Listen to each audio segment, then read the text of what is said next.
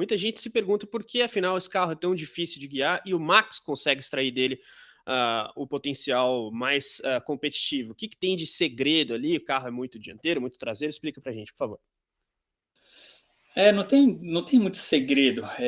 Um carro de Fórmula 1 não tem essa, a gente já falou várias vezes sobre isso, não tem essa que o carro foi desenhado para o Max e o Max faz o acerto todo errado porque ele dirige diferente de todo mundo. Não é assim que funciona.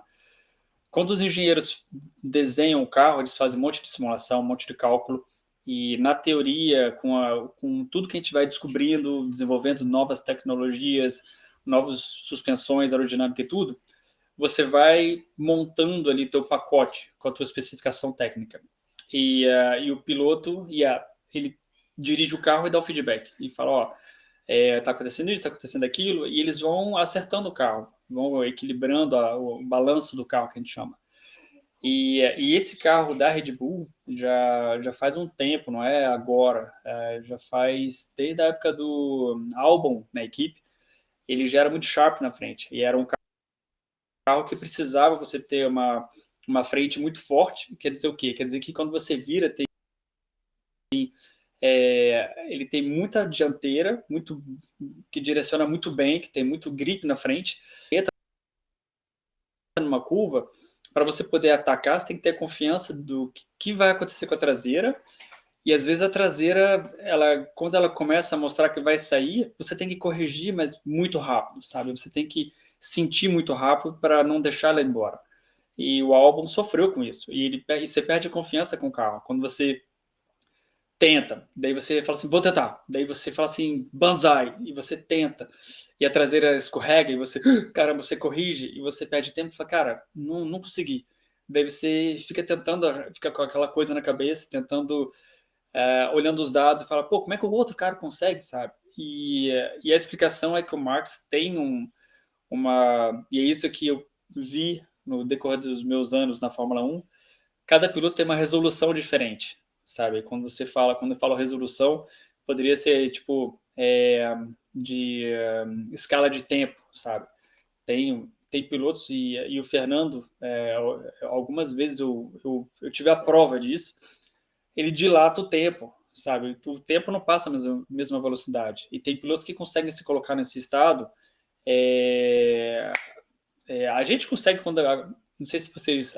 Alguém já sofreu um acidente de carro. Sim, Eu já, eu infelizmente, quando também. estava começando. E, e eu vi tudo voando na minha frente. E, tipo assim, o acidente para mim durou muito mais do que realmente durou, sabe? Eu lembro que eu vi o airbag abrindo devagarinho, assim, sabe? Eu vi os vidros voando no carro. Não tinha som, mas eu fiquei impressionado de ter conseguido dilatar tudo dessa forma e lembrar de cada detalhe, sabe? Eu vi a agulha do ponteiro virando. Anyways. E eu sei que o Fernando consegue fazer isso sem estar num acidente, sabe? Ele consegue, numa freada, se colocar num nível de adrenalina ou no estado mental que ele freia, ele vê a freada numa diferente, sabe? E eu acho que pilotos de corrida conseguem fazer isso. Claro que não é nesse nível que eu falei de um acidente, alguma coisa assim traumática quase, mas eles conseguem sim ter uma resolução diferente do tempo. E o Max consegue mais do que os outros, sabe? E quando você conversa com os engenheiros do passado, eles falavam isso também do Senna, do Michael, ou de outros pilotos, que é em Monza, quanto você consegue frear ter constância na freada. Tipo assim, está ali 330 por hora e tem que frear no painel de 80 metros, por exemplo. Pum! E qual é o teu erro em relação ao painel? Tem pilotos que freia no painel, lembrando que é 300 por hora, dá 100 metros por segundo. E daí você não pode. Tem pilotos que conseguem frear ali com 8 metros de diferença, sabe? Tem pilotos que conseguiam frear, tipo assim, o Senna e o Michael era menos de 3 metros de erro, sabe? Então, ele tem essa diferença. Então, voltando à resposta, o carro é muito difícil, ele é muito sensível de traseira, sabe? Eles foram levando por uma direção que você tem que ter confiança no que você está fazendo com o carro. A dianteira é muito mais forte que a traseira. E o Max ele é capaz de estar conectado com a traseira do carro para fazer ela virar junto com a frente.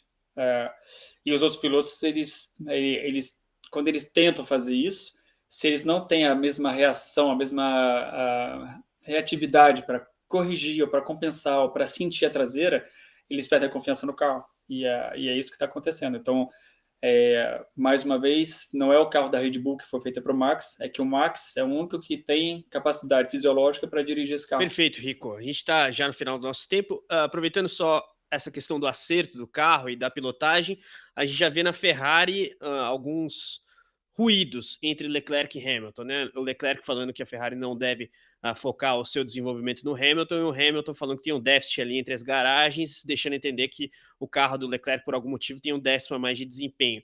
Como é que você vê a situação da Ferrari? E depois a gente fecha com o Bortoleto, mas pontualmente a Ferrari agora, Rico. Esse tipo de situação a gente tende a exagerar, ainda mais quando é Ferrari, quando é Lewis. Isso acontece em equipes pequenas de Fórmula 1, às vezes quando você tem, não vou citar nomes aqui, mas equipes que não tinham muito budget comparado com as equipes de ponta, quando ainda não tinha esse teto orçamentário e tal. Sim, existiam equipes que tinham carros diferentes, que saía do túnel de vento poucas peças, porque era muito caro, porque não tinha como fazer 4 de uma vez só.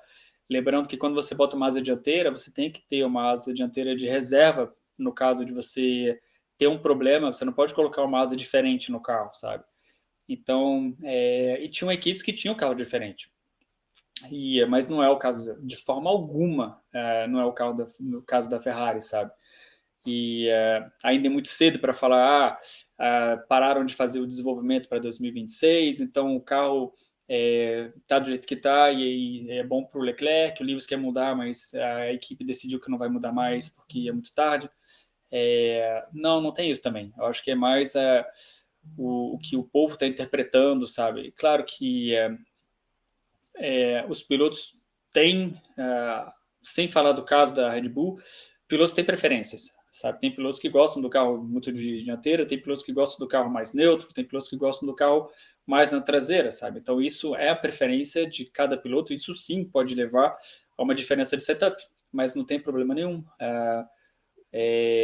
E cada piloto tem a sua equipe técnica, então o que acontece é você chega no circuito com um setup que é o melhor do simulador, sabe? O simulador fala, o melhor setup possível é esse aqui, e daí a galera já antecipa um pouco o que cada piloto prefere, sabe? Um pouco da altura o rake do carro, dar um force na traseira ou na dianteira, já o balanço do carro você já meio que adapta, mas com a filosofia que a simulação diz que é mais rápida. E daí quando você chega na pista, cada piloto fala o que está sentindo e a equipe vai melhorando o carro para cada piloto.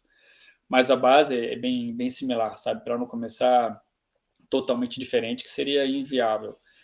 Então, o que provavelmente está acontecendo é que essa base pode ser, por enquanto, mais adaptada ao Charles, porque é o que o piloto que estava guiando, talvez o Carlos e o Charles tenham o mesmo tipo de pilotagem, então o pessoal do simulador, da Performance Group, que é a galera que faz esses relatórios, tem a tendência a continuar na mesma linhagem, né, na mesma filosofia, e isso pode ser coisas que não, mais uma vez, não é que atrapalhe o Lewis, mas que pode demandar para a equipe dele um pouco mais de modificação nessa base. Mas, mais uma vez, aqui pela terceira vez, uma equipe como a Ferrari não tem problema nenhum em fazer o carro chegar na pista do jeito que cada piloto quer.